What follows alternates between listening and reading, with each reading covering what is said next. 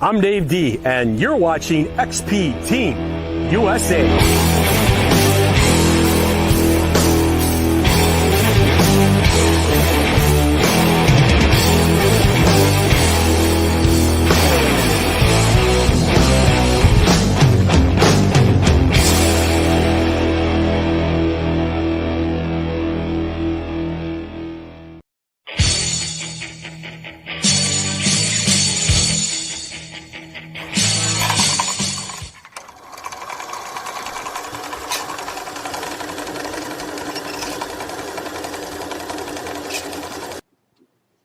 Good evening, ladies and gentlemen. Hope you're all well on this lovely, humid Thursday evening. The sweat's coming down me like a glass blower's bottom. Best I can do. Hope you're all well. A very, very, very busy night this evening, as I'm sure you will anticipate, with our guest, Mr. Gary Brun from TV's Hoard Hunters, and, as I've learnt over the past week or so, lots more. So, let's get straight to it. Excuse me, Lee, while I close that. Onto the big metal detecting Big Metal Detecting Show Facebook group, where I will momentarily get to when Mr. Higgins accepts. There we go. So, thank you, Donna Topley, hosting tonight's show as a watch party there. First up, this is just shortly ago. Ian Jackson, he's popped on some images. Looks like a piece of lead, and it's got T Ledger on it, and he's asking for an ID. So if anybody can assist with that, can you pop over onto the Big Metal Detecting Show Facebook group and give Ian a hand? And also looks like some glass Roman beads, which are very nice indeed. Nice one, Ian. Question one this week, we mentioned it last week. We want to evolve a little bit. So we've asked people for their input on what we can do to improve, what we can add, what we can take away, etc., etc. So again, thank you for all those who've commented on there up to now. And if you feel like, or you have an idea, please pop on there and just give us some information. Who's that good-looking bloke? I'm sure we'll find out. Learn more about the UK Detector Finds database. That's on the Archaeology and Metal Detecting magazine website. And as you can see, it links to this, which has been pointed out to me, and we'll find out more shortly. and I was absolutely besotted with some of the things on there. We'll find out again more, but I think I'm right in saying a lot of the things are post the cut-off period for the Portable Antiquities scheme. So this site exists, and it's got the mission statement, and I'm sure Gary will tell us more about that shortly. Oh, that's me. We don't want me. Are we still sharing? I take it we're not sharing. So let's try sharing the screen again. Oh, modern technology. Carrying on. Now, this, as you can see, that's Gordon Heritage. Now, in the past couple of days, a Joan Allen metal detecting team on a dig, I think in Anglia, I'm not exactly sure of the location, have found something quite substantial. A Civil War coin hoard in a pot, in a field. Currently, they are up to 1,057 coins. And as you can see, looking at these images, fair dues to the lads who found it. Some stunning pieces. And they actually videoed for 2 hours on a video which will pass momentarily. With the Portable Antiquities Scheme Finds Liaison Officer excavating the site. Again, this is Ian Jackson, some more finds of his. I did at first say potentially he's got a bottle dump with all of these. Well, we know there's a lot of balls in old bottles and such like, and it looks like some stoppers on there as well. So he's had a good week or two, to be fair. Norfolk treasure hunters discover more than 6,500 items in just 1 year. Now this one I'm going to jump onto and scroll down. The weird, wonderful and rare buried treasure beneath the ground. And this is from the Manchester Evening News yesterday. Now the reason I'm scrolling down, and you'll see lots of, I hate this accept crap. If I scroll down, you'll see lovely things. Brooches dug up by workmen over the years. Coins on Heaton Park. A fingernail cleaner perhaps. A base of a cup. A dagger. Find. Some spurs. Etc, etc, as you'll see. But we come shortly to where is it? Not that one. This one. You will see this lovely Bronze Age axe head. And the reason I'm pulling this up, because on the first dig that I ever organised for charity, which was the Mayor of Rochdale, it was back in April 2015 in Haywood in Lancashire. And this was found by Mr. Stephen Aslett, and Stephen thought it was a bit of junk at first, and when he showed Vanessa Oakton, the Finds Liaison Officer, she got all gleeful and beside herself, and lo, it was a Bronze Age axe head. So I just wanted to point that out, because it was great how that came back. Again, lots more going on. One of Luke's new videos, a Roman denarius, hammered coins and a silver ring were found on one of his digs this week. That's on the UK Dirt Fishing Reality of Metal Detecting YouTube page. And this was the video we mentioned previously. 2.5 hours of this gentleman, the Finds Liaison Officer, excavated. Look at that. Absolutely fantastic. So they were the big metal detecting news of the week, definitely, without a doubt. And I thought I'd actually shared it on here, and I might have passed by it. If so, I can just nip on it. There we go. The other big archaeological news was that the Stone Age stones, the origin mystery, have been identified. Basically, one of the stones has been brought back from the bigger stones, and they've took a core sample of it and found it's from not very far away, just south of Marlborough. So that's been all over today. So back to normal. It stopped sharing on me again. I don't know why. I do apologise, but I've been through everything, so I apologise you haven't seen. Quickly on to the comments. Good evening, Bob Hope, Dana Topley, Darren Booth, Scott from Detector Network, Tom Trussell, Andrew Jones, Dirt Diggers UK, Scott and Kimmy, how do? Scotty B, Paul McBride, the Four Tone Searchers, Graham Lowe, Matt All, Detect B, Sally Hall, Adrian Gaylor, Digger Dips UK, Stan's Lad also. Now, just refer to my written work. What else do I have to add? There has been a new metal detecting forum set up in the past week. We'll find out more in the coming weeks. We've got a guest coming on to talk about the Detector Hub, which is a new metal detecting forum. Detector Network is running smoothly. Visitors growing every day. Still awaiting the final okay with the app. I spoke to Scott today, who also sent me a lovely package with copious amounts of these little babies on. Apology, there you go. Hey, the green's working. That's all right, isn't it? So I've got lots of them. Don't know what I'm going to put them on yet. Might just go around flying, tipping things, putting them on everything.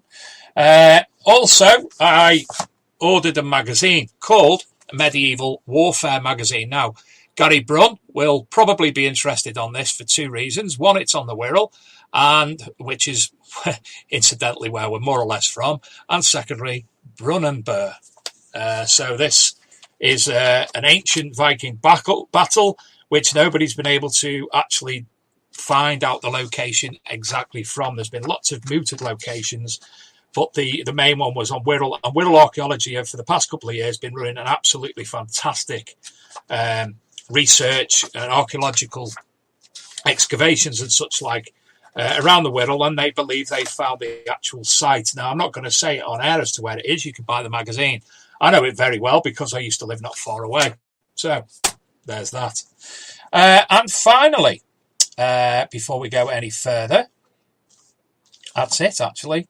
We don't need to go any further. So I'm going to play a video teaser to bring in tonight's guest. And let's hope this time it works. And Luke, I am sharing the audio. As soon as we click on.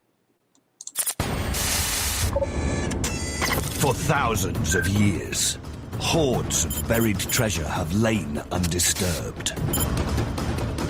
Now, two metal-detecting hotshots who've discovered some of Britain's most incredible finds are joining forces with an archaeologist to embark on an epic quest to unlock history and unearth treasure. I found gold! This is the type of signal that I live for. That's a hoard! Hello, And Gary. this is only the third one ever to be found in this country of these. So it's extremely rare. They are Gordon heritage. First Roman coin! Gary Brun. This is my weapon of mass detection. And Mike Webber. What I want to know is this the coin Viking?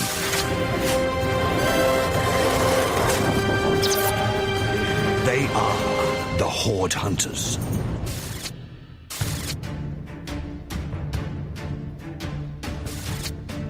A hoard is a group of personal possessions that somebody in ancient times buried, and they intended to come back for it, but for whatever reason they couldn't. If we return to sites of scattered hoards, some of them must have been missed. Now we're returning to those sites with state-of-the-art metal detectors. We have the latest technology that can go deeper, built-in GPS system that can analyse metals and know what those metals are before we even dig them out of the ground.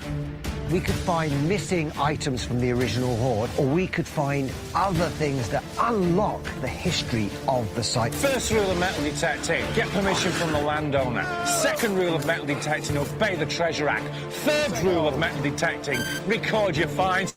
And the fourth rule of metal detecting, get yourself some toilet paper, because you never know where you need to go. Metal detecting can also be very dangerous, so you've got to take precautions. Holy snake! We have 50 years of experience between us, a proven track record. We are the Hoard Hunters. Oh, I'm lost. Hold on. Where am I? Here I am. Got all confused for a minute there. So tonight's guest, ladies and gentlemen, I bring to you TV Hoard Hunter, Mr. Gary Brun. Good evening, Gary. Oh, he's gone all silent. Gone silent. Who's? Oh, there he is. There he is. Can you hear me? What? You can hear you now. Hello. Hello. Good. Hello. Good evening, Gary. How are you? I'm all right. mate. I'm good. I'm good. Yourself? Warm. Oh, Warm. can you not hear me? I can hear you. Yeah, I'm warm. All right. Something wrong. Opally. Ah, Norman Collier's in the house. Yeah. You remember? I thought I got this up. Yeah. So thank you for joining us tonight, Gary. We've obviously got lots to talk about. Firstly, though, I just want to mention what a small world it is. Obviously, you spotted the show a few weeks ago, and you popped up and said good evening, and I said, could you join us? You contacted me, said, yeah, can we sort something out? And when I responded on Facebook, I saw that you used to go to Frodsham High School, and it was like, hold on a minute. And I'm from Ellesmere-Port, you're from Frodsham. The very infamous photograph of me and my dad metal detecting is where you used to go climbing. And you knew all the places and all the family names that I gave you straight away. Yeah, it's a small world, isn't it? It really is. World, yeah. Massively, especially when you're on another country entirely now, not talking Scotland. No, well, I used to live in fact, not many people know, but I used to live in the children's home up there, Frodsham Hall. So it's a massive place that we used to live there.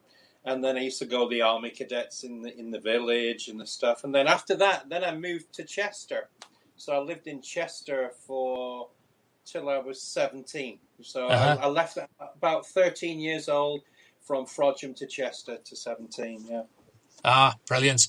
So now, people who don't know you, Gary, Hoard Hunters, the programme that you were a co-star on, was 2013, so that's 7 years ago. And there's a hell of a lot of new people to the hobby now. So can you briefly introduce yourself for them, please? Oh, yeah, I'll do that. Yeah, my name's Gary Brun. My real name in it, well, before I got married, is Gary Holt, Holt.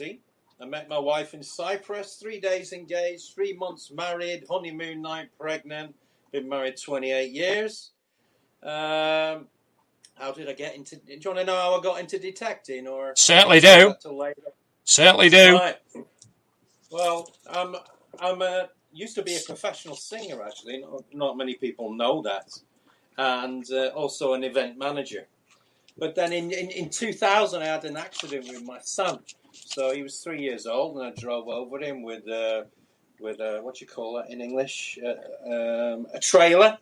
And he was trapped under there. I had to drive over him and get him out again. But he's fine. He's not wrong with him. It's just me. I have what you call PTSD, shell shock, what soldiers get. Really, really bad. So I was looking for something to do to take my mind off that. So that's when I started metal detecting. And then at that time, it was the Explorer. The Explorer was out there. There was no internet forums or anything out there. I think there was Community Zero. And that was it. So... Anyway, I couldn't find any information on this flipping detector. So what I did, I got on Community Zero and built minelabowners.com. Would you believe it? I know it's huge now. So the information came to me there. And then what else? Yeah, then I made the first DVD on exploring the Explorer, the first detecting thing that was available. And that's where it happened from there. And it went on and on and on. I mean, to be honest, it's just the luck of the draw. So and we've all... Carry on, sorry. No, you first. We've spoke twice over the past week or so, and some of the stories you've been telling me about how things have evolved for yourself during the past 20 years in the regards to metal detecting. It's fantastic to hear, and obviously how well and you've been able to help other people on the journey as well. I think... If I'm really honest, mate, I think that has something to do with my background in the children's homes and stuff. When you come from nothing, I mean, I'm not asking for sympathy or anything, but when you come from nothing, you appreciate what you've got. So, and it's so, it can disappear from you like that. Now, in fact, to be honest, I've just had a mate now from Warrington in England, and his wife yesterday just went down the street, collapsed, dead, brain, just like that, So yeah, it's pretty depressing. But I'm a great believer in helping people out, and I'm not saying that to be big-headed or ask. You know, people who know me, I live by that. So it's very important to me to live like that. So be thankful for what you have. Absolutely. So obviously, the Minelab users forum, it grew exponentially. It was at a point the biggest of its type on the internet. Yeah. And you followed that up. What was next? What happened there? That went on. Then, as I said, we made the DVD Exploring the Explorer. Then I made Exploring the Explorer Advanced. Gordon Heritage wasn't involved at this time. It was just some guy in America called Pat Watson. And then after that, I got to know Minelab. We flew out to see them and stuff. Because, to be honest, they didn't believe in the internet side of video and things at that time. And we created a few things. I can't believe it, really, but I had the idea for YouTube before it even started. I wish. It's 20 years ago. 20 years ago. It's flown by. And, then we did the Xterra 30, 50 and 70 DVDs for that. And that's when I brought Gordon Heritage in after that. And that's how I got to know Gordon. And we made those for Minelab, just for, how do I say? The thing about corporate, they always want to see, they try and make videos and things that the CEO wants to see, right? But we wanted to make videos what the end user wanted to see. So like, average guy in the street would want to see. And I think that's why it became a success. We called it edutainment. So you had a bit of, it was serious and you were learning but having fun at the same time. So that's where that concept came from. And the hat, of course. You still there? Or have you froze? Oh, I'm still here, but you've frozen. Hello? I can see me on the screen, but you've disappeared. Do I keep talking or what? Till he finds his way back? I'm Dave D, and you're watching XP Team USA.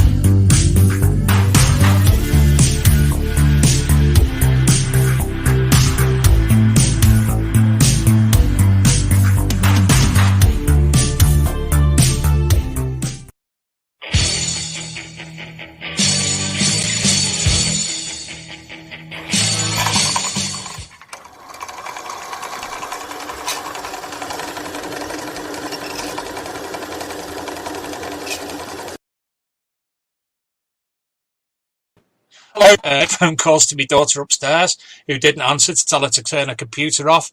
It looks like we were getting a little bit too much internet usage in the Sadler household, so I do apologise. And sorry, Gary, welcome back. I'm telling you, week in and week out, I've got a bloody lead here to fit, so it's hardwired instead of Wi-Fi. And every week I go, I'll do it next week.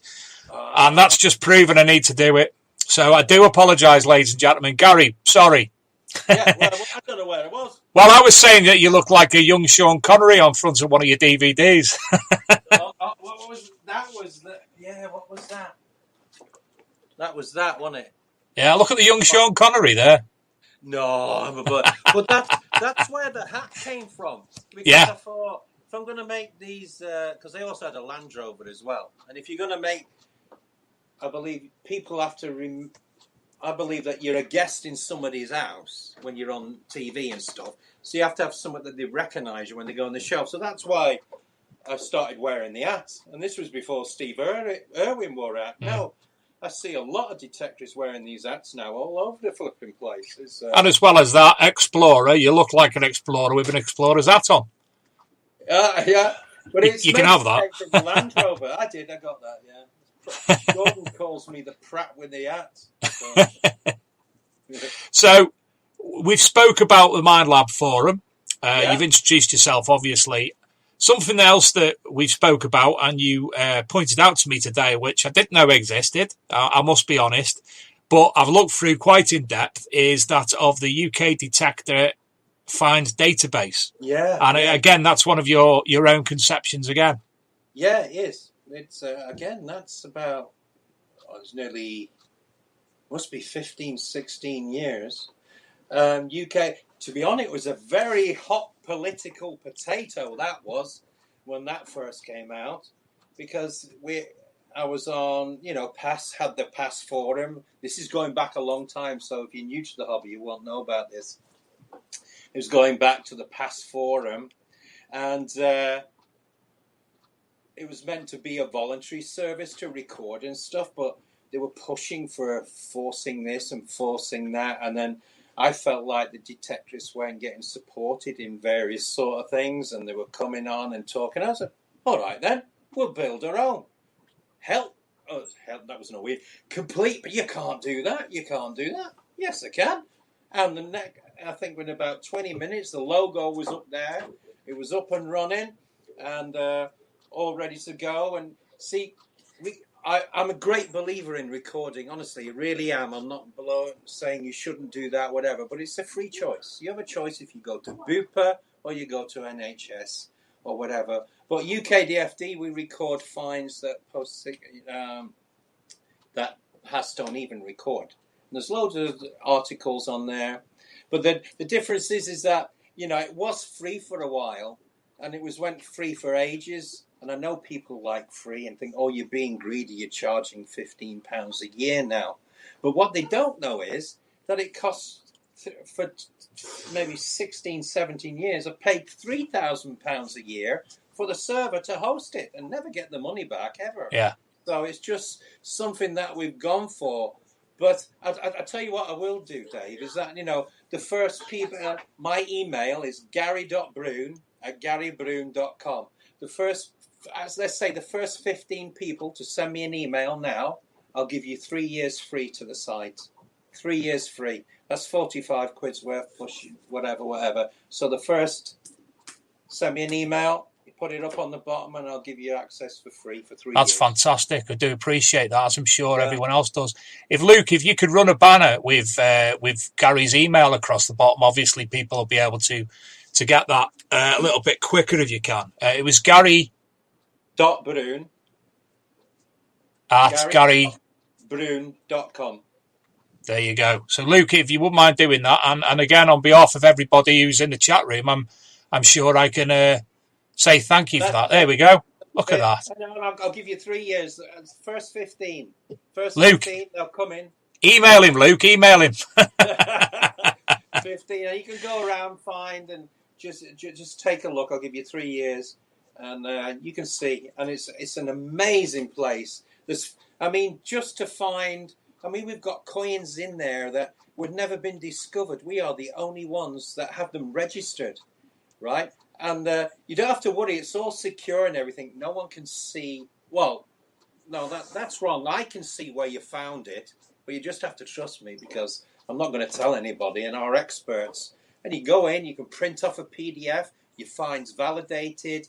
Everything a PDF, you can store it in the database, you can and it's run by people who are metal detectorists. And the head ID guy is Rod Blunt, and I can't say it, pneumatist, whatever, and he is amazing. He does, absolutely. Without him and the other guys who are doing that, it'd be crazy. But go and have a look.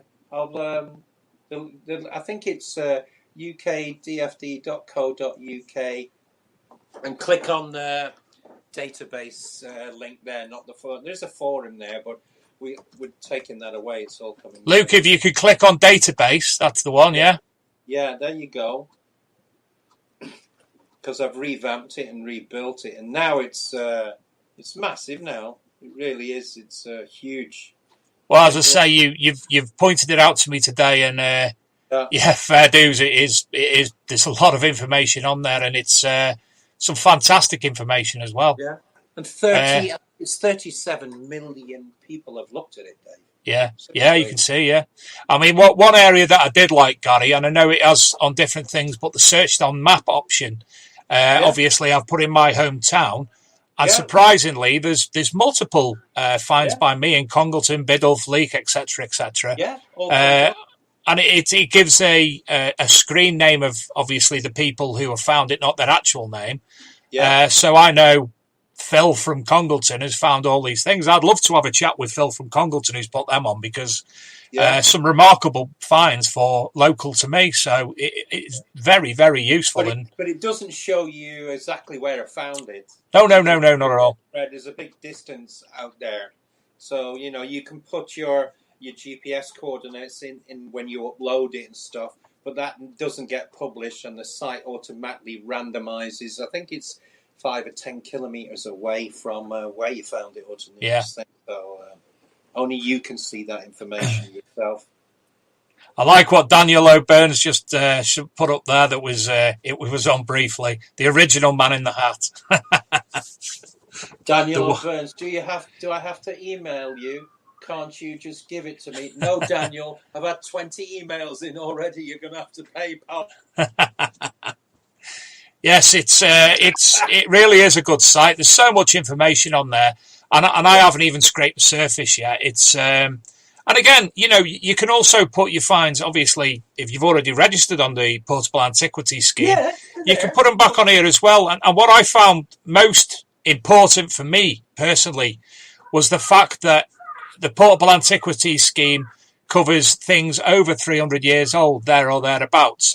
But this site, you basically, anything goes. And there's so many important artifacts and coins and such like that have been discovered that are on there post 1650 that you can't generally research via the PAS. So I found that a very valuable commodity. Yeah.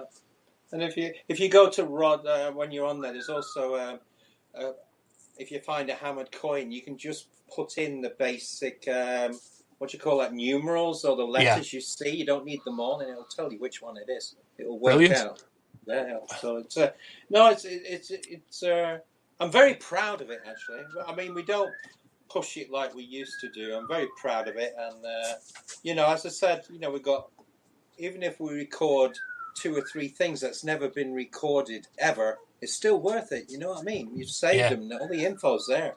It's crazy. I mean, if you get the time for people, just take a look, and you'll be very surprised. Do you have to be a member for actually going on there and perusing and what have you?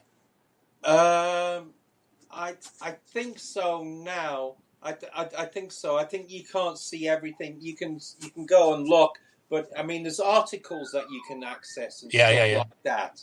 But there's I think it's under a quid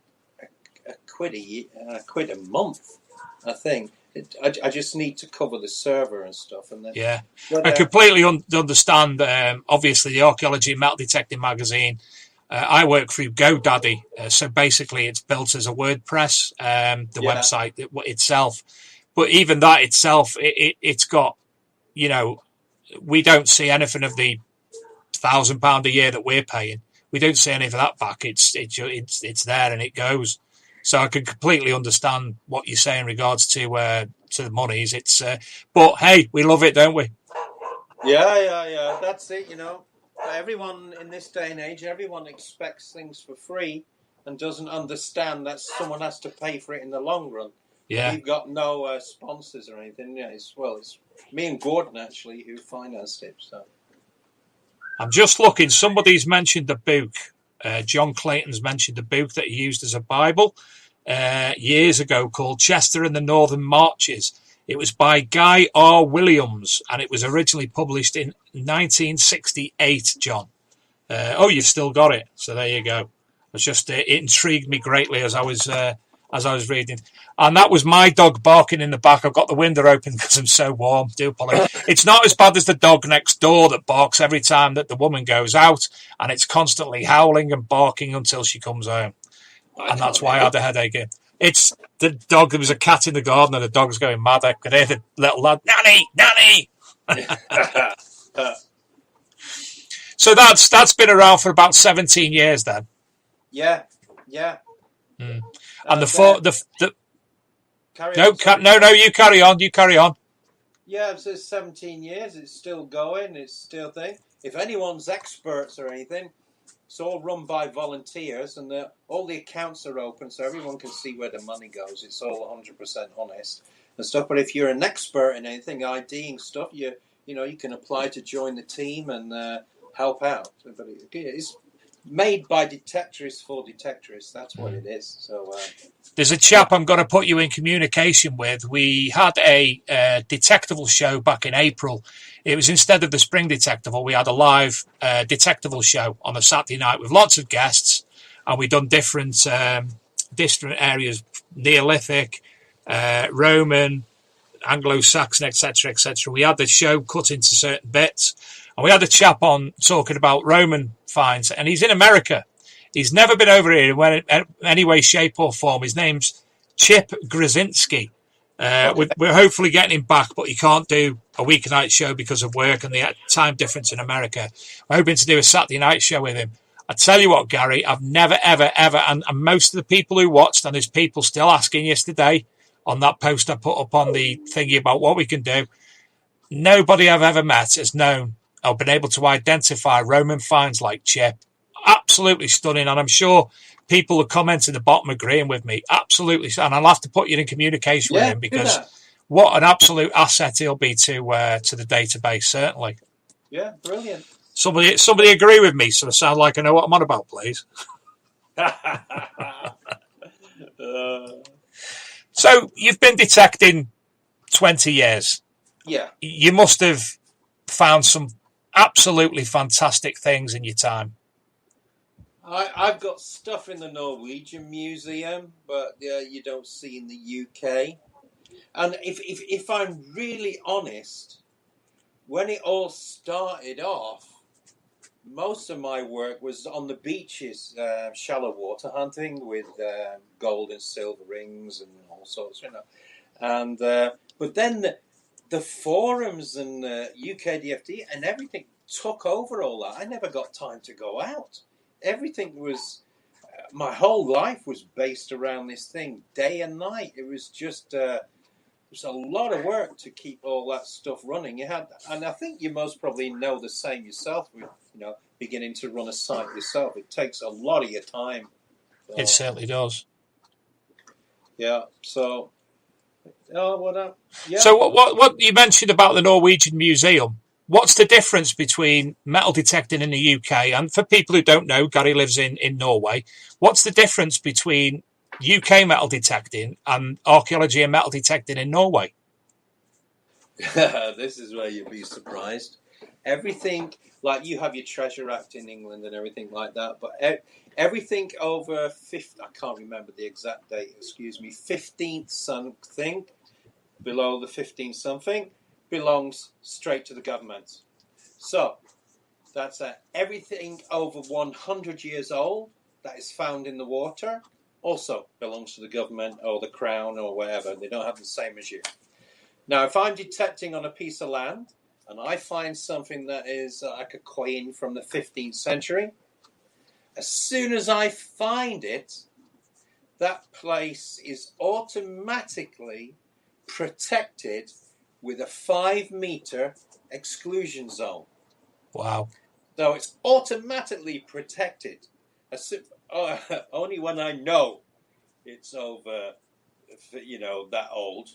So by the time I've found about how many 500 of those coins, and I realised that they're, but that's not the case. But anything, over that, if I find it, boom, 5-meter exclusion zone, it's protected, and I can't go on it again. Can't go near it. So that's it. Very strict. And anything over 100 years old that's found in the water or the sea or something also belongs to them. And there's no reward. Well, I've never had a reward yet. You just get a nice photograph of the find and thank you very much. But when in Rome, do as the Romans do. I mean, this is my home now, so I respect the laws and, live by it and do those things. So, but when I'm in England, it's completely different. So, are there any licenses and such like for metal detecting, or is it, you get your metal detector, you can go? No, you can go as long as you go the right places and the stuff. And like in Sweden, it's illegal to do metal detect in Sweden, but in Norway, it's not. So but it's very strict though. So I mean, you're the first to hear it now. It's unofficially maybe working on a show over here on Norwegian TV. You won't believe it. They've got no history shows here at all. Nothing about. They've got a massive history, but no history shows. But I'm working on something maybe that's going to come over here. But the problem is I need to find an archaeologist that can go out and have a sense of humour that we do, the other people, and then, so when we do find something, we have an archaeologist who can make the decision, yes, we can carry on and get it. You know what I mean? So it's going to be a difficult one, I think. So Norway had a rich history regarding Vikings. Yeah. Have you found anything Viking related over there? Yeah, I have. In fact, the first MineLabOwners.com rally was held in Norway, one of the big ones, and they all came over. And just up the road from where I live, there's all Viking graves all over the place. Honestly, you won't believe it. And don't get me wrong, we haven't been detecting on the Viking graves, but there's all Viking graves all around. I have what you call, what's that in English? It's a little horse. It's a horse weight. Hestelod in Norwegian, a horse weight, and it was used to weigh things. Just like a New Forest pony, the shape of a New Forest pony. And that was from 10th, 11th century. That's in. But I've not, as I said, something else. I forgot what you call it. I don't know what you call it in English, but it's something that you hold your toga together.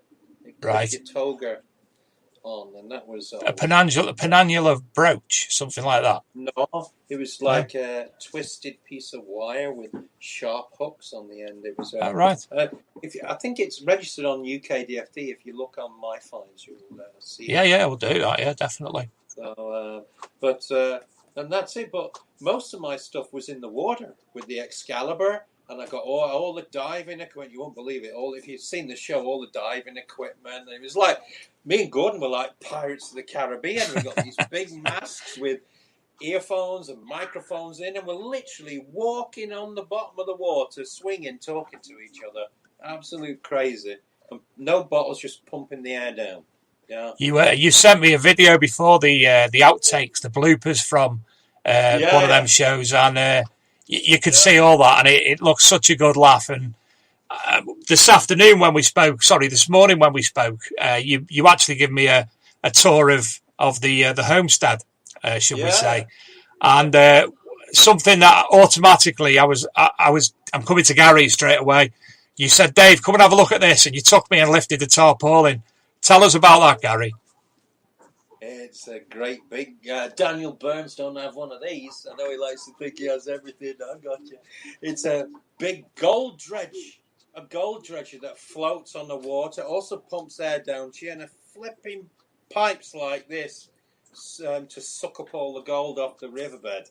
And yes, we do have gold on the riverbed and nuggets here in Norway. I just haven't had time to go out and do it. But yeah, we do. We have gold. And again, do you need permission from any particular entity regarding doing that? No, not really. I mean, in the middle of the mountain. I mean, some land does belong to people, but in Norway, the land belongs to the people, really. Like an example, right? In England, you can get done for trespassing by going on somebody's land in winter or walking. Or they'll even do you if you walk on the road, say, even though you haven't done any damage, you're trespassing there. But here in Norway, as long as you don't do any damage, you can go anywhere. You can go on anybody's land. I mean, and stuff like that. But Norwegians, they're very respectful and stuff. But there's no trespassing law, except military bases and stuff like that. but apart from that, no. So I don't know if you've actually seen the program, Gold Rush White Water, I think it's called, and it's so your gold dredge is essentially what they're using on that program. Yes, yep, a big thing, and I just haven't had it out yet. It's custom made for me, and I share it with Gordon Heritage as well. But come COVID, he's been building his house and everything, so he can't get over here. And to be honest with you, it's not what I want to go and do alone. It's not one of those things you go. Even when we used to go diving, I never did it alone. Ever, I always took someone with me because you never know. I mean, I nearly drowned. If you ever need a pal, I'll certainly come over and assist there. And even though I've never been diving, I'll be straight at the bottom with you. Yeah, Gordon was straight in, no fear, no nothing. That's another story. Ask him how I saved his life. Which time? Because I'm sure there's more than once. I gotta tell you, right, with this hookah system we had, right. So Gordon's down at the bottom because he'd had no fish. Straight down the bottom, I'm up the top, and I'm squirting my mouthpiece. There's no flipping air coming through this, but every time I was squirting the air out, there wasn't enough air getting down to Gordon. So I'm like, and Gordon come up, boom, like a rocket, choking like crazy. And I grabbed him. Yeah, I said, I saved your life, I did. So that's a living joke. I was like drowning him at the bottom and didn't know. Well, I'm sure we'll be asking Gordon to appear on the show in his side of that story, I'm sure. Yeah, he'll give you a different one for sure, yeah. Well, I'm just so you can go and have a wee or something for a minute, I'm just going to play the video for the advertisement for the UK DFD. So, Luke, if you would kindly share the screen, and I will do that.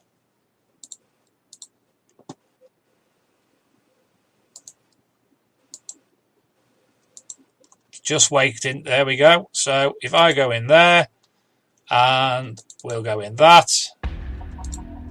By recording your finds, you can contribute to assembling the great jigsaw puzzle of our past and add to the 50,000 items added to the database. Launched in September 2005 with many references in academic papers and research books and specialist websites, as of this video, over 100 finds recorded as finds of special significance because of their uniqueness and rarity. Metal detecting performs an important role of increasing our knowledge of the past. Finds of Celtic coins, for example, have dramatically increased our knowledge of our Iron Age ancestors.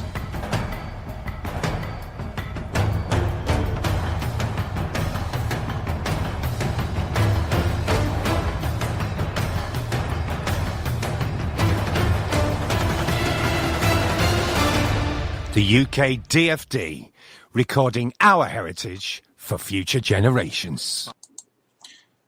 What a lovely voiceover as well. Thank you. Thank you.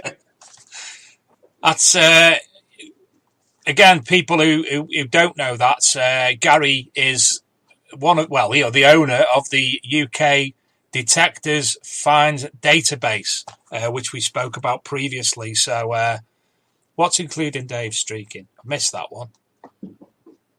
And I did notice that lovely chap, Mr. Julian Evan Hart, also appeared in the video then. Yeah, Julian was there, yeah. Fantastic. I don't know how he got. I interviewed him a few times for some projects that we did.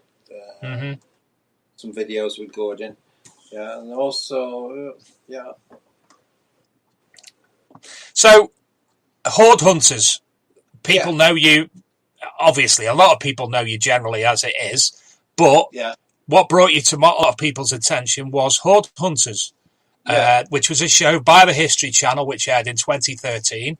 It's there and thereabouts. You can find bits and bobs on YouTube, which tomorrow is together.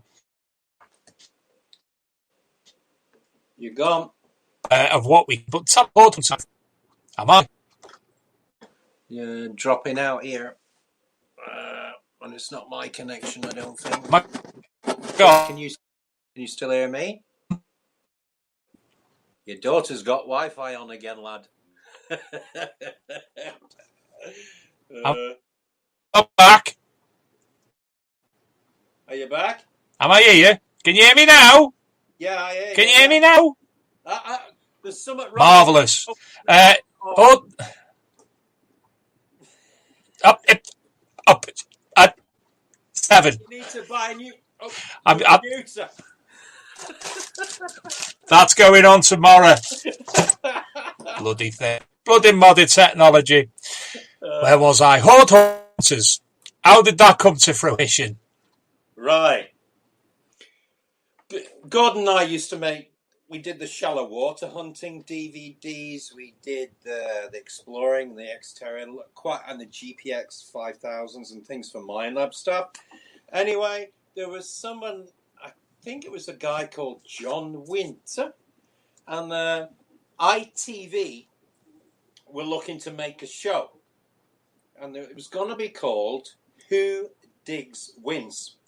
And what it was like loads of metal detecting teams competing against each other, and they'd win a Roman gold statue or something worth a whole lot of money in plain English. And Gordon and I went down for this tryout and everything. We found out what it was, and we just said, no, sorry, we're not interested actually. And what? Yeah, because we believed that show was going to bring the hobby into disrepute. I mean, it was really money-related, money-grabbing. And at that time, it wasn't good for the hobby. So we turned it down. But we said, we do have this idea. So we explained to them the concept of Hoard Hunters. And they liked that more than their own idea. And then we had a meeting with the History Channel and everything, because it was a toss-up between History Channel or National Geographic, and History Channel went sure, and then at the end National Geographic did want it, but it was promised to History. So that's how it came about. And then we got booked to do the pilot, and then you can see that picture of me, I think it was on Treasure Hunter. That's when I found the first coin, the first hammered coin that gave us the series, actually, because that proved the proof of concept that it was there. But we wanted it to show metal detecting as it really was. You know, I mean, to be honest, we didn't find that much, but people think that metal detecting is all gold and crap loads of money and also, but we showed finding silver foil, tin cans, but it was the crack. It was just me and Gordon. You were following me and Gordon, the two mates' rivalry. It was like the Top Gear of metal detecting, to be honest. That's what it was like. So we did that. We did 8 shows in total. I had 50-odd nights in a hotel in Milton Keynes. I was really homesick at the end of that. And it's hard work. I mean, people think it's easy, but it's flipping hard work. I tell you, hard work. How did the different vehicles come into the show? Well, the people who know me before Hoard Hunters and Minelab, I had a big competition off-road defender called Boris. Boris is famous for going up Corfe Hill and a few things like that. You have to search for those. He's a legend, is Boris, the defender. Oh, I should have sent you some pictures. But what I want to do, I talked to Gordon, I sort of believe that if we could have like the Top Gear of metal detecting, so we wanted something where, you know, I like Land Rovers, so even if you weren't into metal detecting, you like Land Rovers, you'd come in and watch it for the Land Rover cars. Or women could watch it because it was humorous and fun and edutainment, as I call it. Two guys taking the mickey out of each other. And then also detecting was also there. So it was the three, just like Top Gear, really. That's how I saw it in my head. And we modelled it on like being a Top Gear. But Gordon was the clever one, and I was the dumb crap. And every time I come on that show, you could hear them playing stupid music in the background and everything. Because what they do, they take your personality. I mean, you've only just known me recently, but they take your personality and they multiply it, say, about 20 times. Because when you're in somebody's house, they don't know you. So they have to build you up and take your personality and build it up. So Gordon came out as the really, really clever one. I came out as the dumbass. But I don't care. But you did tell people to remember to take toilet roll, where I actually used baby wipes. Yeah. So, I mean, it was a laugh. It was hard work. But to be honest, we were a bit ahead of our time because we were the first ones on metal detecting. We were the first ones. And after us came the comedy show in England. And Detectorist, yeah. Came and a few others. So we were a little bit ahead of our time, really. But we were the first to bring metal detecting to British TV. And it was, I'm proud of that. And did it in a good way. Okay, you can't please everybody. Same with you, mate. You do something and people will call you, or I like Gordon, or I like Gary, or what a knobhead, or what this, what that, and the other. But, we did it with an honest heart, and we did it. We got on TV, and we promoted the hobby of metal detecting, which we think in a humorous and an entertaining way. What made you go and live and know? So out of myself and Luke, I'll be the knobhead, and he's the intelligent one. Scotty B asks, he's never watched Hoard Hunters, which I'm shocked at, Scotty, and you're going to get a slap for that. What channel is it on, and are they in anywhere we can watch it or even catch up? Now, I know I've looked today via Sky, and I can't see it on the History Channel catch up. So is there anywhere that's got at least part of the episode? Obviously, YouTube have 3-minute clips of like Corfe Castle and such like, but is there anywhere that people can find the programme in its near entirety?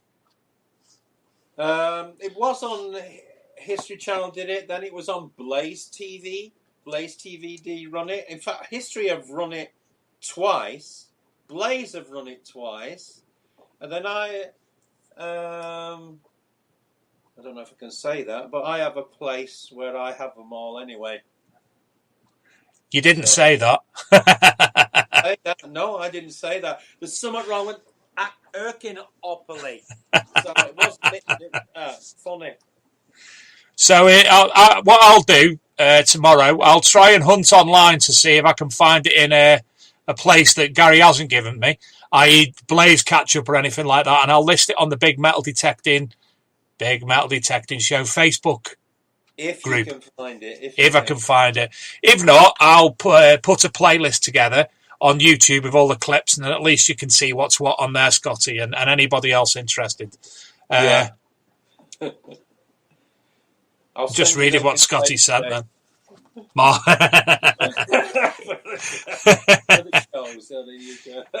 obviously, you brought that to the UK, and then what are the names? Gordon as well. Yeah, Gordon as well. And the archaeologist. Now, a lot of TV archaeologists are prim and proper, brought up the archaeological way as people perceive them. But the archaeologist on Hoard Hunters, he was somebody you'd meet down the pub.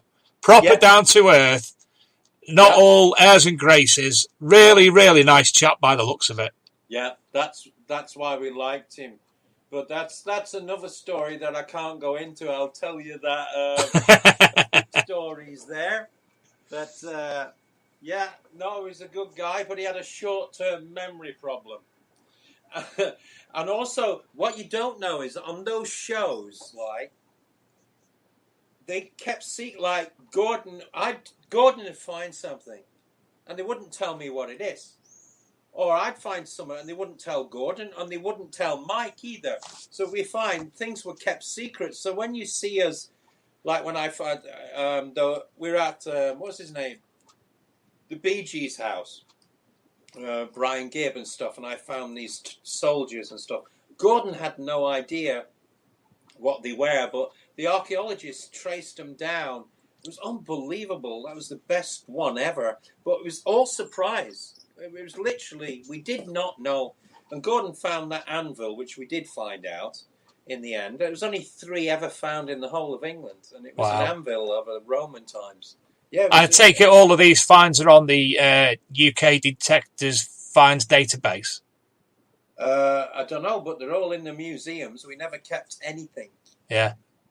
I think, well, I need to check. That's a very good point. I'm not so sure, but we, what's the name?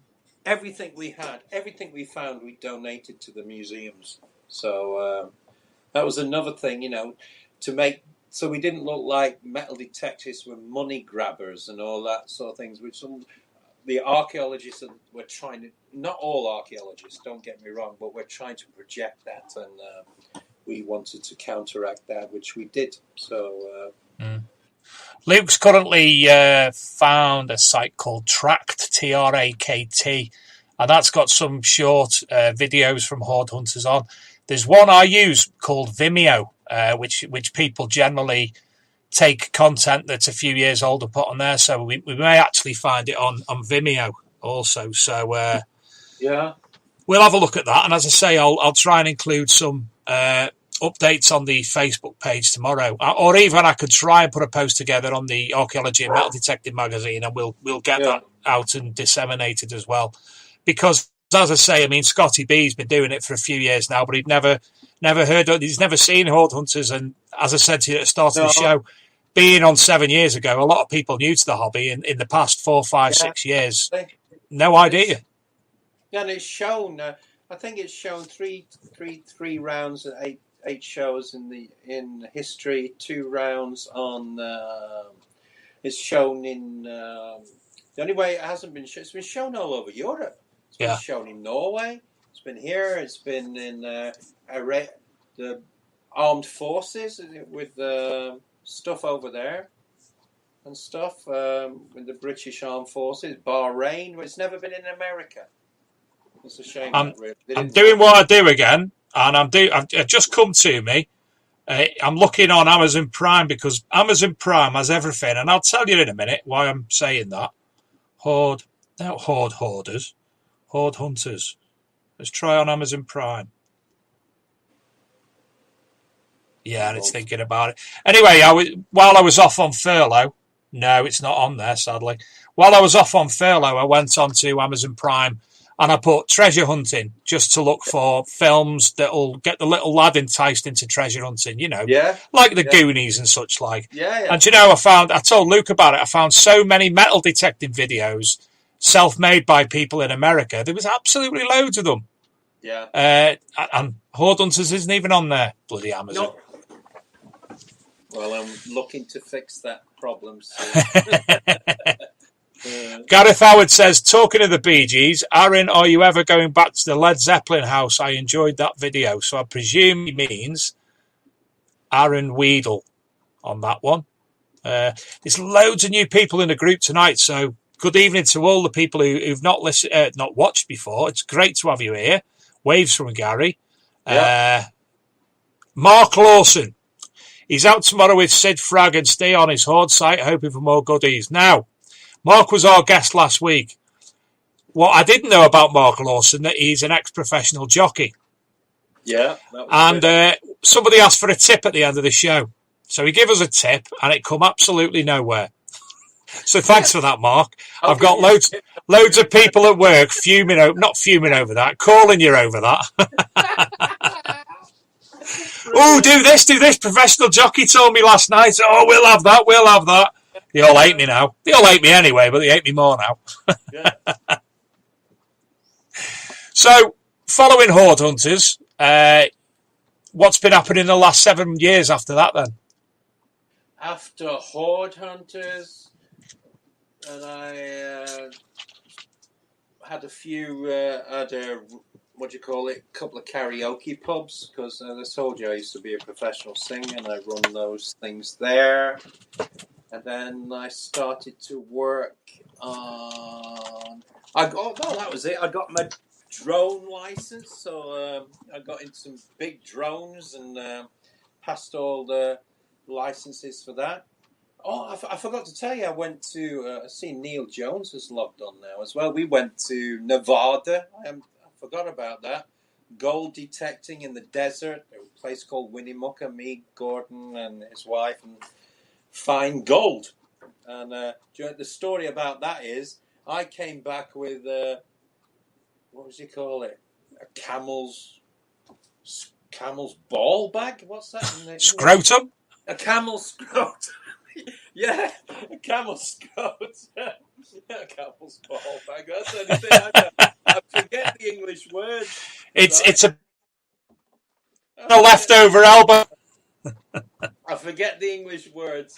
Anyway, I came back with these, these nuggets and stuff that we got. And the nuggets are worth more than their weight in gold, right? Because the people collect them. Yeah.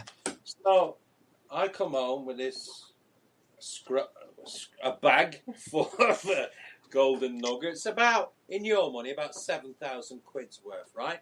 Yeah. So I come home with this, got it in, put it on the side. Now, what you don't know is, when I go detecting, get the rings and the diamond rings and the gold rings on the beaches, my wife collects them all and weighs it in, right?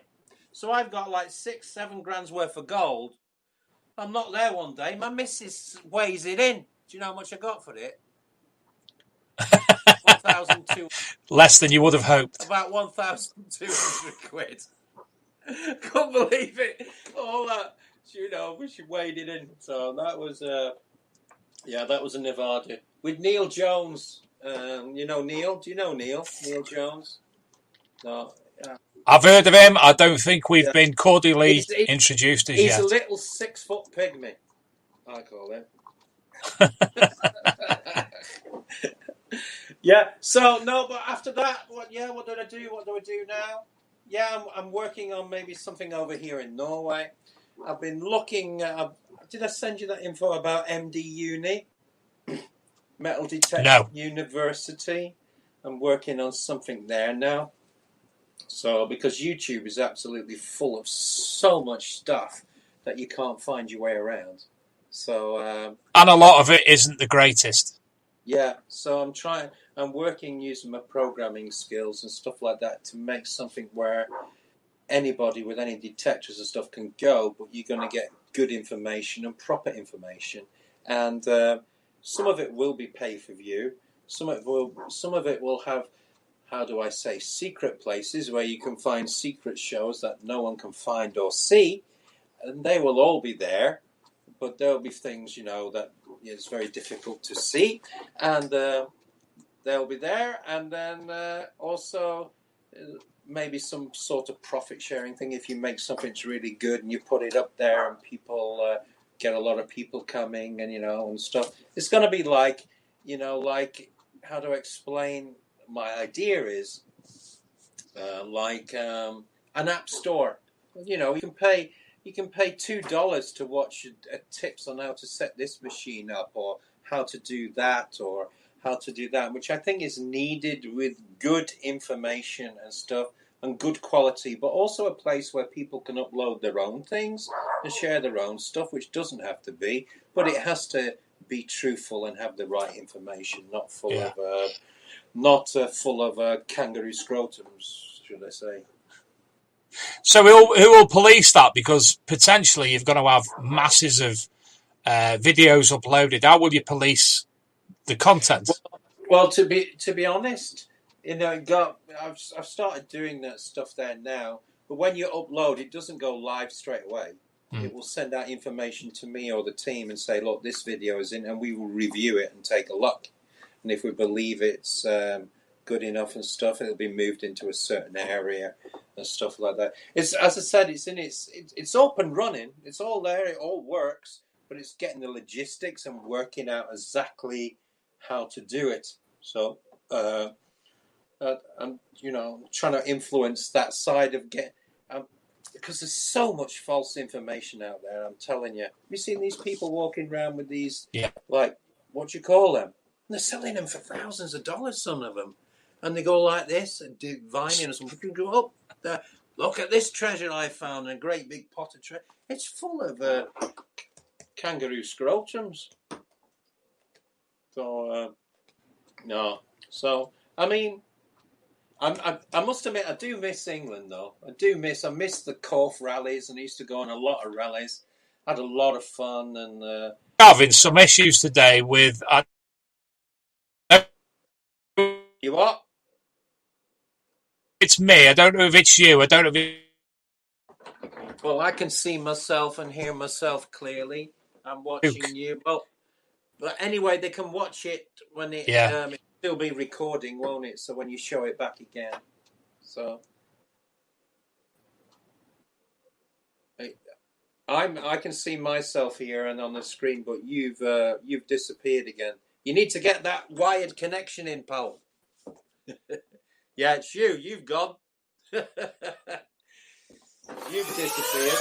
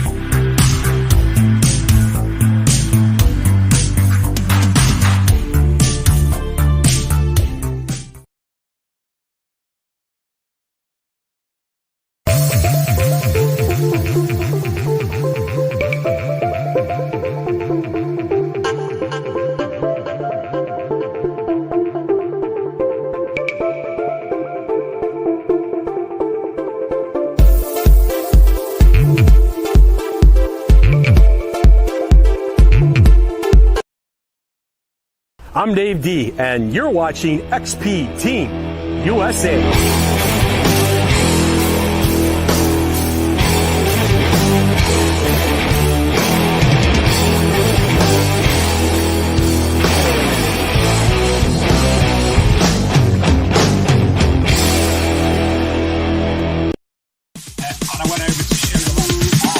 Sorry, it's DJ.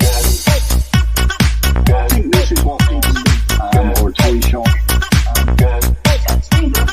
A little bit too romance the situation. I think the what have you actually been involved with?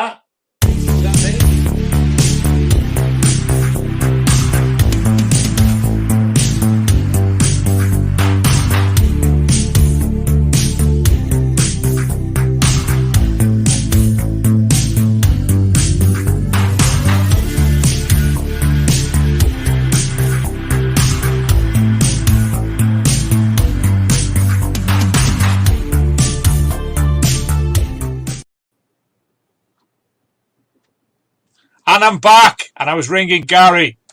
I very much apologise, ladies and gentlemen. It's definitely my internet that's been the issue this evening, and I'll definitely be sorting that out over the next week, so this doesn't happen again. And I can only apologise profusely, Gary. I do apologise for that. Problem, you need to get out the phone.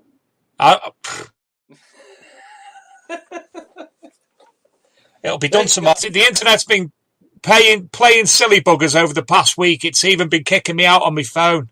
And I've not got the best reception on my mobile phone data in the house as it is, so that'll be sorted tomorrow because I've fell out with it now. Okay. Well, so thank you everyone for sticking with us. Thank you, Gary, and thank you, Luke. What we have got here? Listen to this. Go on. Donald Scott Dubé, Adam Weedle, Debay, yeah.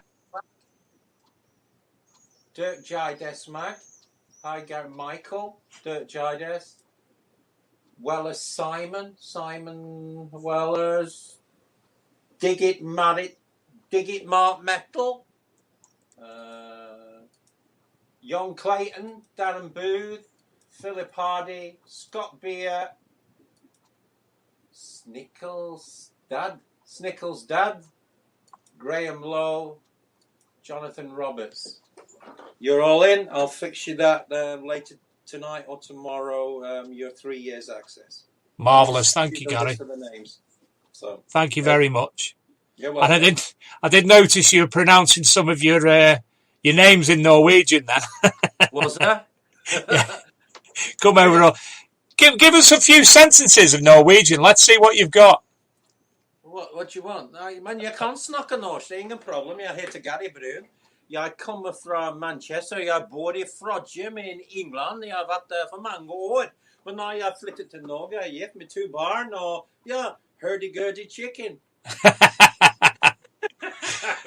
Hurdy-gurdy. Here we have the go. Here we have the bang.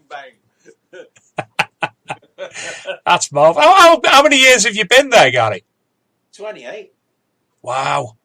Yeah, as I said, I met the missus in Cyprus, moved in the second day, 3 days engaged, 3 months married, honeymoon night pregnant, moved to Norway, been here ever since. Love at first bite. It was so hot. Yeah. Fair dues. Perfect. Well, yeah.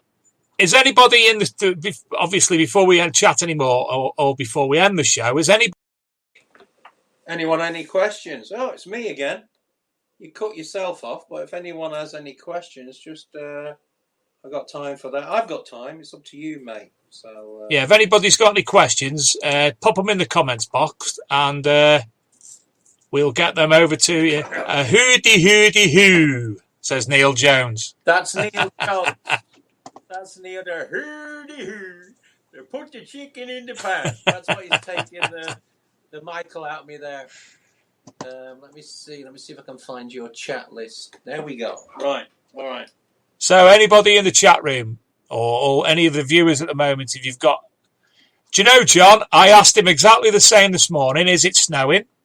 What's the weather like? And he took me outside. This is where I got the tour. Yeah. And it was stunning. Absolutely stunning. There's a couple of polar bears in the field, though, weren't there? They were horses, weren't they? With white coats on. Graham Grezalo asks, what machines have you used? I have used nearly every mine lab you can think of, mostly. That's what it was at that time. It was mostly mine lab stuff. And then I did one promotional thing for Fisher. And that was it, really. I've been very spoilt because, I was making Mind Lab stuff and doing the stuff. I could get whatever I wanted, and I didn't have to pay for it, actually. I got it for free. So, but when I finished with it, a lot of the stuff I gave away at the end of it to other people in the UK. And on Tesoro, I used, what was that? Rapier, I think it was. Tesoro and F75 and a T2 and a few things like that. But mostly the high-end machines So I've been very blessed that way, really. So, Darren Booth asks, have you ever found a hoard yourself? yes, in Croatia. Really? Gordon and I, we were doing some work for the Croatian government, and we were over there and we discovered a settlement which they never knew there was there. We found a few, actually, quite a few, and discovered a new settlement, and that was an amazing experience. Yeah, so yeah, we have. With just the look of the drawer, we didn't find it on the TV, so it just shows you we weren't, you know, well, how do you call it, bullshitting anyone. It was just what you see is what you get. Official Gold Digger asks, what was your best find? My best find was my gold nuggets in the desert with Neil Jones and Gordon. Because like in England, right, you have your Hammered, you have the Romans, you have the Celtic. But the oldest thing you can find is a diamond or a gold nugget. And I found a gold nugget. That's my best find to me. The best find ever. Neil Jones says to ask you about the Mafia. Oh,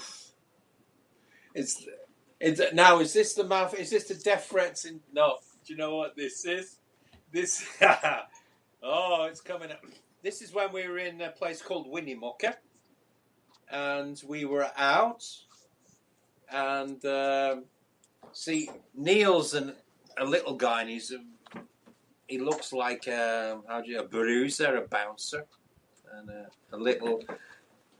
We lived in a place called Winnemucca in America, but Neil was called Mini Ucka and we used to go out. And anyway, I was out at this casino, and I'm not joking you, I won loads and loads of money. It was just on the thing. And it was really, and it looked like this guy who we went to, because everyone lost, and I won. Just how it was. I won, shitloads of money. And just the look of the draw. And this guy looked like he was from the Mafia. And that's what Neil's on about there. Tell him about the Mafia. But they thought, when I walked in, they thought Neil was my bouncer, my bruiser. Your bodyguard. Yeah, exactly. That's what he's on about. John Clayton asks, is it dear to live in Norway? Yes. I'll give you an example. You want to buy a pint of beer? A pint of beer here will cost you, let me see, about £9.50. Joking. A packet of cigarettes, maybe it's the same. A packet of cigarettes about £10.30. A loaf of bread, £3. Wow. Pint of milk, just under £3. But the wages we get are a lot higher and stuff like that. So, but it's extremely. As people who come over to England and visit me, they stay with me for free. They couldn't afford hotels or nothing, or to go on a holiday like that, unless you have a good bank account, because it's out of the range of most people, because it is a lot of money. So, but the money we earn is equivalent. So, Phil Hardy asks, do you ever think there'll be another TV series? I presume he means in the UK. I'm really hoping that there is, because we are, we talked about it and stuff. I think, do you know what I've really thought about? I was thinking about maybe crowdfunding it. I know that may sound strange, but crowdfunding it, so we go to different countries, like we go Germany, we go England, we go America, Australia and stuff, and then you take the well-known detectorists from like America, from Germany, from Italy, France, Australia, and you go out and you all, then you open your market up to a huge and wider audience on that. Then you get the humour and the education, but then you attract all the people in, and then but maybe get people to supported, and then they get, you know, the free shows to look at. Maybe it costs them, like, you know, they can donate, you know, and then they'll get. That's what I've been thinking about, crowdfunding the next one, and then we can go all over the place and make shows. And then, you know, one of the persons who does help crowdfund it, we will pay for them to come with us, or the winner of it, or whatever, to come with us and do the show, and then sell it to the networks after that, or put it online and just sell it from there. Because I'm not sure about the UK. You know, like History Channel, they did. It's like, you remember all those shows. At one point, it was all sharks, nothing but sharks, and then it was Vikings, and then it was metal detecting, and then boom, and then it's gone again. So it moves. So I haven't got a clue. Does that make sense? It does, it does. Well, I certainly, for one, hope that we do see you back on the screens, because, you know, as well as being interesting in all the ways that we spoke about earlier, it was also informative. It taught people a lot about the subject, about the hobby, about metal detecting, about the machines, about the research in the locations, and about big vehicles. That's what we wanted, Dave. That's what we wanted. That was the whole idea of us, Gordon and I. We wanted to show metal detecting in an honourable light, and it wasn't just, you know, not just money grabbers and gold diggers and flog everything on eBay and get rich quick and all that sort of stuff. We wanted to show the hobby for what it really was, and it was extremely fascinating. I think we achieved that. Okay, don't get me wrong. Some detectorists were slagging us off and whatever. But you think about it. If you're not a metal detectorist and you're an average person who lives at home, never been detecting in your life, what's the most boring thing you could ever watch? Was someone just digging a hole in the ground and spending half an hour and pulling out a pull tab. So you had to have stories that would fit for the everyday population and not just the detecting community. But we got some hits from the detecting community when it should have been this and that. But the audience was bigger than the detecting community. In fact, you know, it was you got to think millions and millions of people watched that series all over Europe. Yeah. Millions. And it brought the hobby, I believe, into a good light. And I think it also helped the detector manufacturers and the dealers a lot as well, I think. Well, I'm sure there was the trend rose when that was on the air, and the same as it rose when Detectorist was on the air. Same as it rose when American Diggers was shown in the UK with KG and Ringy. Each one obviously had an effect on the amount of people involved in the hobby. And it'd be actually interesting to see demographics and analytics for the periods after the free shows to see how many new machines were sold around the world.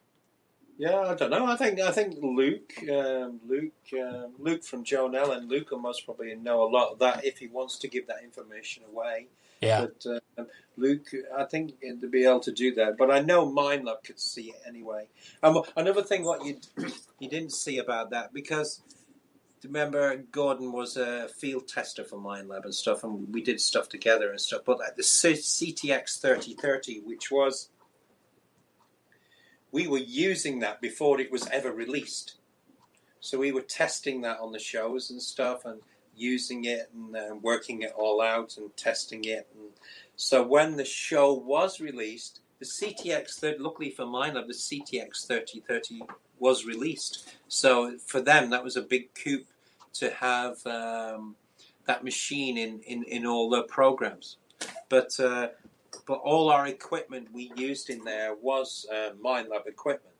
Then we got some coils from Coil Tech in Australia, which was really helpful. But we never denied the fact that we were using MindLab equipment because we were MindLab guys. So apart from my my Hookah system with the diving systems and stuff, but that's what it was. But Detector Network, that's Scott Holden.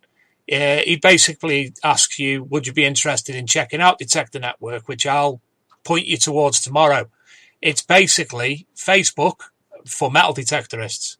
So it's more or less exactly the same platform, but it's for metal detectorists. And I've signed up. A lot of people signed up, and it's a good site.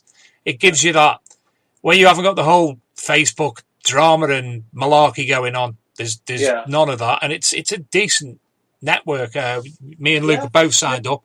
In fact, the show Scott's on my behalf. He puts the show on automatically on a Thursday night, so it's running on there. So hello to everyone watching on the Detector Network. Yeah, I'll pop over and take a look. If I'm really honest, Dave, I get so many people adding me to groups. I've got hundreds of metal detecting groups that people add me to, and I can't keep up. I can't keep up with them all. It's only by off chance that I was doing something and you popped up on a feed. I'd never heard of this thing before.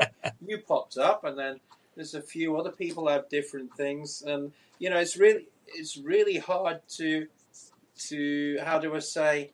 You don't want to offend people by not going or doing stuff, because when you do something, you want to get involved, and then like so many people ask you questions all the time. You get bombarded. It's really hard, and it's not being big-headed, mate. I'm not big-headed at all in any way. Just that I can't keep up. Yeah. In the end, it's just so much, and it's not just from England. It's from America. It's Australia. It's Europe. It's all over the place. It comes in all the time. So now you have to filter. So I took a break for a while, but yeah, sure. I promise I will go along and take a look. But I'm working with the UK DFD and the MD Uni and maybe a few other stuff, and Yeah, somebody else has just put on metal detecting is again featuring in Coronation Street, putting it in a bad light again. Oh, maybe that's Neil Jones in there then. I'm sure of it. Little 6-foot Winnie Mucker. One final question I've got. Oh, John Clayton says he's signed up but still can't get his profile stuff up, and can I take Facebook group over? Basically, John, you're going to have to start it from scratch. But as I say, the drama and the amount, some groups on Facebook have got 10, 20,000 people in it, and you can't keep up. This is more manageable, and being solely a Facebook type metal detecting thing, you can just concentrate on metal detecting and not go end up watching cat dancing videos or dogs pooing videos. Exactly. That's what I'm trying. But Dave, what I can say to you, don't know it, but again, not big-headed, but I'm quite clever in building forums and websites and PHP and stuff, and I've got a massive server. So if and it is a big server in the UK, which will pay a lot of money and stuff. But if you need any help, just give us a shout, pal. If you need help, I'll try and see what Very much appreciated, thank you. Seriously. Scott Alden's actually texted me from Detector Network offering something similar, so I'm sure we'll be able to sort something out in the future. Yeah. Definitely. One last question. Do you have any green waste or metallic waste issues in Norway, like we have in the UK? None at all. Oh, we're all moving there. No, Norway doesn't do that. They're very, extremely, it's an extremely clean place and clean people. They respect nature so much you won't believe it, honestly. I mean, you can go walk in the streets. There's no rubbish in the streets, honestly. And you go in the centre of Oslo and you walk down, there's not papers and McDonald's wrappers everywhere. And it's not like they're sending people. Don't get me wrong. At night, the weekends and stuff, where everyone's out having a few drinks and Browns and List, that there is rubbish and they have people come through and clean it up. But they're extremely clean people and respect the nature a lot. Yeah. Except we eat whales. Never tasted it. Do you know one thing that obviously a massive difference that I've noticed, but only on TV and such like, when you snow in Norway, it snows, you get feet of snow and life continues as normal. You get one snowflake in the UK and the world shuts down. Yeah, I know. I was over there, we have winter tires, so by law we have to have 2 sets of tires. We have summer tires and winter tires, and some of them have got aluminium. In Norwegian, they're called pigs. Aluminium pigs, or I don't know. Studs. Yeah, aluminium studs in them. But the snowplows go 24 hours around the clock. And in winter, I drive a snowplow. That's how I earn a living as well in the winter around here. I drive a big snowplow. And what's the name? You know, we do 80 kilometres, about 50, 60 miles an hour on snow, everywhere. Wow. No one thinks a word about it because they all know. But England, I bet the whole country stops. I know. The kids' schools don't close. Kids are playing out in the snow and everything like that. But in England, you shut them down. But in Norway, they play out in the rain and snow and everything, yeah. And they have so many words for snow. In England, you have snow and sleet, don't you? Yeah. In Norway, you have like 6 or 7 different meanings of the word snow. So, wow. And rain as well. So, how has it been in Norway regarding COVID-19? It's funny you should say that. It's very good, actually. I think you'll be able to look it up, but I think we've hardly had any cases, maybe 3,000 cases total or something like that, and not about 200, maybe 300 deaths in total. So it's very good. I know, but right. And the reason why that is because Norwegians keep themselves to themselves. There's a big joke here now in there, keeping your 2-meter distance. But now they've changed that. Now Norwegians can go back to their natural 5-meter distance because they don't hug you or they don't cuddle like in France, Italy, Spain. They're all kissing and cuddling, family and stuff. Norwegians aren't like that. They're not. They're not. What I like about Norwegian people is if they like you, they like you. If they don't like you, you know it. Yeah. Not like us in English, we're so good in 2 manners and stuff. But Norwegians, if they don't like you, you know it. You know exactly where you are. So that's the beauty of this part. I like that a lot. It's somewhere I'd love to visit. Absolutely. You can do that. It's 40 quid Ryanair to Oslo. Is that it? Really? Yeah, mind you, not at the minute. Not at the minute. They're cancelling everything. No. But, you know, it's not expensive. It's not expensive. I live about an hour away from the Oslo Gardermoen Airport. But I live in the middle of nowhere in a little farm in the middle of a forest. So. Well, when I know that you've got the thing out on the water, mine's gone dead. The dredge out in the water. I'll sneak up on you and dive in. Pull your pants down. Yeah. Well, listen, Gary. It's been absolutely what? It's gone quick. It has an hour and 40 minutes. It's one of our longest shows. It's flown by. So for people who don't know, if you look for ukdfd.co.uk,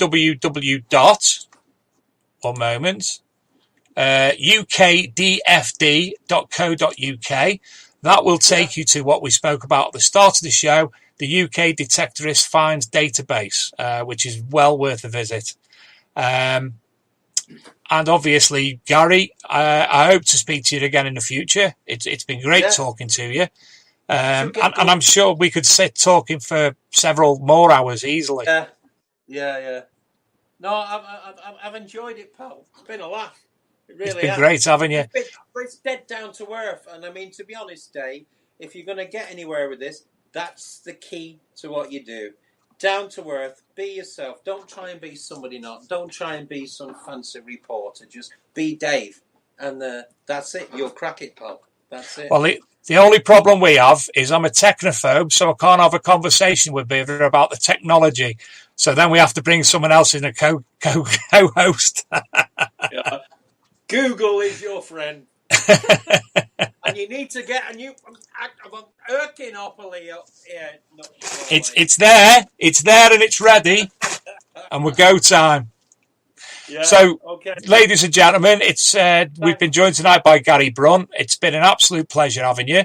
Tomorrow, as I say, I'll try and find some locations with Hoard Hunters for those who've not seen it before, and you really will enjoy it because it is proper metal detecting in the UK. With Gary's sense of humour and Gordon's much more intelligent by the sound of it. So, any last shout outs, any last information you want to pass on, Gary? No, I'd just like to thank you for asking me to come on. It's been great. I found it. To Gordon, my partner, and someone who I trust 200%. doing that.